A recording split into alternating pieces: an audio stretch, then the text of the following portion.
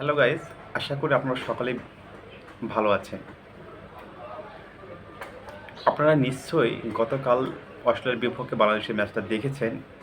তো কালকে যে আমরা ম্যাচটা হেরে গিয়েছি, হেরে যাওয়ার মূল কারণটা কী, সেই বিষয়টা নিয়ে আজকে আলোচনা করব। আপনারা স্কিপ না করে ভিডিওটা পুরোটা দেখতে থাকুন।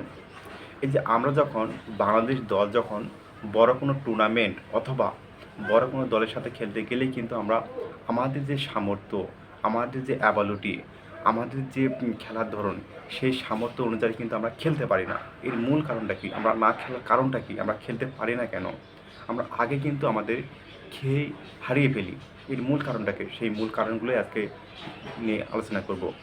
আমরা যখন বড় টুর্নামেন্টে খেলতে যাই তখন অবশ্যই আমাদের মাথায় অবশ্যই পরিকল্পনা বা মাথায় থাকে যে বড় টুর্নামেন্টে বড় বড় রান করতে হবে, ভালো এফে দিতে হবে, বোলিং, ফিল্ডিং এবং ব্যাটিং, তিনটা ডিপার্টমেন্টে কিন্তু আমাদের ভালো করতে হবে। এবং বড় টিমের সাথে যখন আমরা খেলতে যাব অবশ্যই যদি আমরা আগে ব্যাটিং করি অবশ্যই 170 থেকে 80 টার্গেট দিতে হবে। এবং যদিও পরে ব্যাটিং করি তাহলে অবশ্যই আমাদেরকে 200 চেঞ্জ করতে হবে। তো এই হিসাবে পরিকল্পনা, সেই হিসাবে কিন্তু আমাদের মাথায় পরিকল্পনা নিয়েই কিন্তু আমরা খেলতে যাই, কিন্তু আমরা তার উল্টোটা দেখি।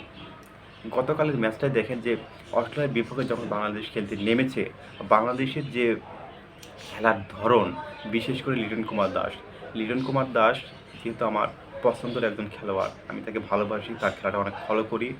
তারপরেও আমি বলতে হচ্ছে কালকে কিন্তু আমরা এই লিটন কুমার দাসের কাছে কিন্তু ম্যাচটা হেরে গিয়েছি। লিটন দাস কিন্তু একটু চালিয়ে খেলতে পারতেন, তাহলে হয়তো রানটা অন্তত 60 থেকে 70 রান হতে পারতো, কিন্তু সেটা হয় নাই।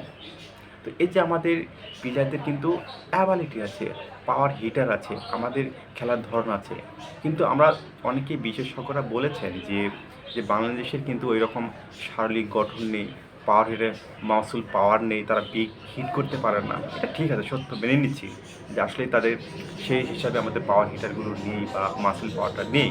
কিন্তু যতটুকু আছে আমাদের সামর্থ্য বা অ্যাবিলিটি বা পাওয়ার হিটার বা যতটুকু সম্ভব ততটুকু তো আমরা অ্যাপ্লাই করতে পারি, কিন্তু এই অ্যাপ্লাইগুলো কিন্তু আমরা করতে পারি না।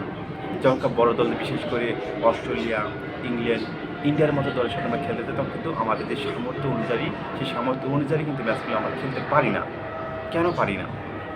অন্তত যখন ছোটো দলগুলো যখন খেলতে পারে তখন কিন্তু আমরা ঠিকই আমাদের সামর্থ্য অনুযায়ী খেলতে পারি। তো আমাদের যখন বড় টুর্নামেন্ট বা বড় কোনো দলের সাথে খেলতে গেলে অবশ্যই আমাদের যতটুকু সামর্থ্য বা যতটুকু অ্যাবিলিটি, যতটুকু পাওয়ার হিটার করার দরকার ততটুকু কিন্তু আমাদের পাওয়ার হিটার করতে হবে।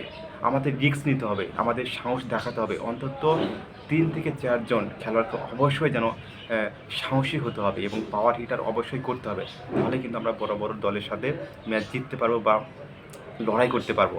নাহলে কিন্তু আমরা এভাবে যদি খেলতে থাকি বা আমাদের বড় দলের সাথে যেভাবে আমাদের সামর্থ্য অনুযায়ী যদি না খেলতে পারি, কিন্তু আমাদের এরকম একটা পরাজয়ের শিকার হতে হবে বা পরাজয় মেনে নিতেই হবে। তাই আমি বিশেষ করে আজকের যে ম্যাচ বাংলাদেশ বনাম ভারত, তো অবশ্যই যেন আজকে যেন আমাদের 3টা প্লেয়ারের উপর আমার নজর থাকবে। লিটন কুমার দাস, তৌহিদ হৃদয় এবং মাহমুদ রয়। বিশেষ করে তৌহিদ হৃদয়ের কথা না বললে হয়, তিনি পুরো টুর্নামেন্ট জুড়ে একটা ভালো স্টার পেয়ে আসছে, ভালো একটা সার্ভিস দিচ্ছে বাংলাদেশ টিমকে। আজকে যেন ভালো একটা সার্ভিস দেয়। এবং বোলিং রিশাদ হোসেন, সাকিবুল হাসান এবং মোস্তাফিজুর রহমান, তারা যেন 3 জনে ভালো কোনো ডেলিভারি দিয়ে বিগ উইকেটগুলো যেন নিয়ে যেতে ওকে আর্লি যেন উইকেট নিতে পারে, এটাই শুভকামনা রইল। আর পয়েন্ট টেবিলের দিকে যদি আমরা তাকাই, পয়েন্ট টেবিলে কিন্তু বাংলাদেশ 4 নম্বরে নেমে এসেছে। তো আশা করি বাকি যে 2টা ম্যাচ, ভারত এবং আফগানিস্তান 2টা ম্যাচ আমরা যেন অবশ্যই জিততে পারি এবং সেমিফাইনালের স্বপ্ন আমরা দেখতেই পারি। আশা করি ভিডিওটা ভালো লাগলে লাইক, কমেন্ট এবং শেয়ার করতে ভুলবেন না।